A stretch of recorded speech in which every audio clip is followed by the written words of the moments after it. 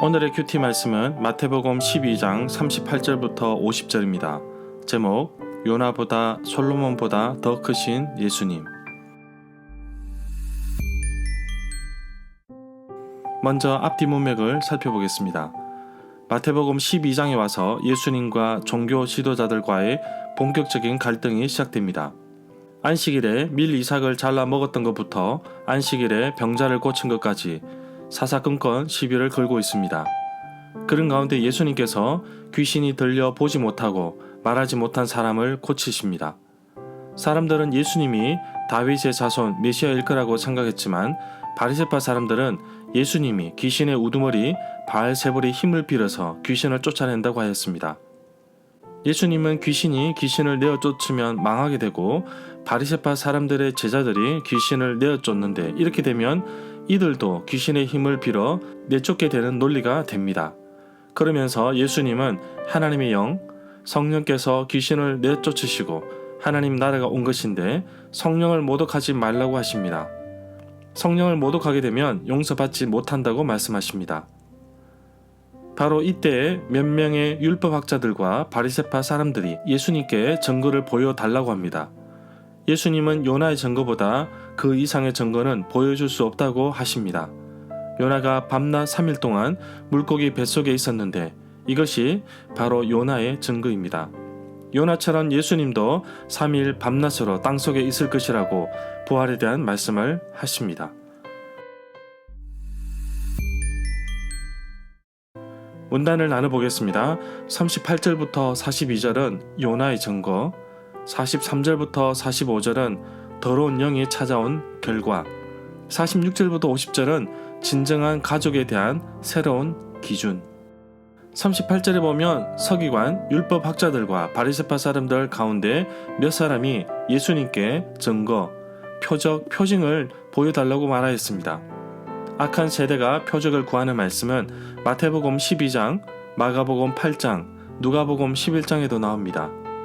마태복음 16장 1절에 보면 바리새파 사람들과 사두개파 사람들이 예수님을 시험하고자 하늘로부터 오는 표적을 구하기도 하였습니다.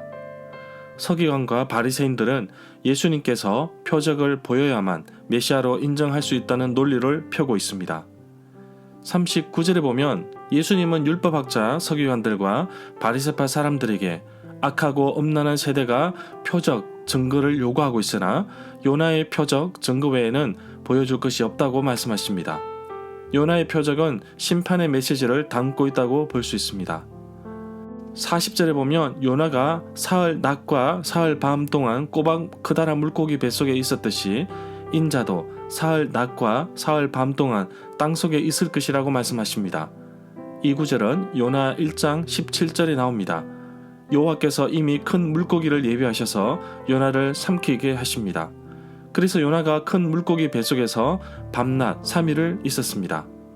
요나가 물고기 뱃속에 3일 동안 있었다는 것이 기적입니다. 그 힘든 환경을 이겼듯이 인자도 밤낮 3일 동안 땅속에서 이겨낼 것입니다. 이것은 부활에 대해서 말씀하신 것으로 볼 수 있습니다. 41절에 보면 심판의 날에 니느웨 사람들이 이 세대와 함께 일어서서 이 세대를 정죄하며 심판할 것이라고 하십니다. 왜냐하면 그들은 요나의 선포, 전도를 듣고 회개하였기 때문입니다. 예수님은 요나보다 더 큰 이가 여기에 있다고 말씀하십니다. 예수님은 요나보다 더 크다고 말씀하셨고 6절에서는 성전보다 더 크다고 말씀하십니다. 42절에서는 솔로몬보다 더 크다고 말씀하십니다. 42절에 보면 남쪽 나라 여왕은 열왕기상 10장 1절에 나오는 스바 여왕입니다. 솔로몬의 명성을 듣고 온 사람인데 스바는 오늘날 아라비아 서남쪽에 있는 지역으로 보고 있습니다. 솔로몬보다 더 크다는 말은 예수님 안에 있는 하나님의 지혜가 예수님께 나타났는데 그 지혜가 솔로몬보다 크다는 말로 이해할 수 있습니다. 43절부터 45절에 보면 주인이 없는 집에 대한 경고의 말씀으로 볼 수 있는데 마태복음 12장, 누가복음 11장에도 나옵니다. 더럽고 악한 귀신이 어떤 사람에게서 나왔을 때에 쉴 곳을 찾아 물이 없는 곳에서 헤맸으나 찾지 못하였다고 합니다. 그런데 살던 집으로 돌아와 보니 집이 비어있고 깨끗하게 청소가 되어 있었습니다. 그래서 그 더러운 영이 나가서 자기보다 훨씬 더 악한 7귀신을 데리고 와서 그 집에 들어가 거기서 자리를 잡고 살았습니다. 그래서 그 사람의 나중 형편이 처음보다 더 비참하게 되었습니다. 이 악한 세대도 그렇게 될 것이라고 경고하셨습니다. 46절부터 47절에 보면 예수님의 모친과 형제들에 대한 이야기는 마태복음 12장, 마가복음 3장, 누가복음 8장에 나옵니다. 마태복음 13장 55절에 보면 예수님이 목수의 아들이라고 회당에 있는 사람들이 말합니다. 그리고 가족관계가 나오는데 어머니의 이름은 마리아, 그 형제들은 야고보와 요셉과 시몬과 유다라고 기록하고 있습니다. 마가복음 6장 3절에서는 누이도 함께 있다고 기록하고 있습니다. 어떤 사람이 예수님께 선생님의 가족이 밖에 서 있다고 말하였습니다. 48절부터 50절에 보면 예수님은 제자들을 가리키시면서 누구든지 하늘에 계신 나의 아버지의 뜻을 행하는 사람이 내 형제이고 내 자매이며 내 어머니라고 말씀하십니다. 절마다 상세한 설명과 구절에서 그리고 핵심 내용과 중심 줄거리는 네이버 블로그에 올려져 있습니다. 내게 주시는 교훈입니다.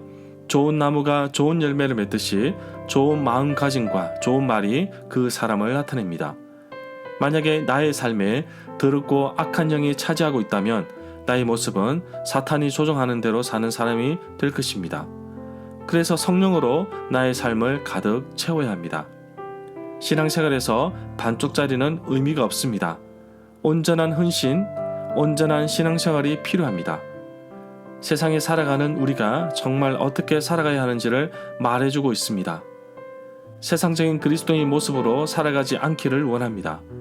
세상과 하나님을 겸하여 섬기는 일이 없도록 나 자신을 철저하게 점검해야겠습니다. 세상과 예수님 사이를 왔다 갔다 하지 않도록 나를 붙잡아 주옵소서. 오늘도 하나님께 드려지는 나의 헌신이 99%가 아닌 순도 100%의 헌신이 되어 살아가는 하루가 되기를 간절히 소망합니다.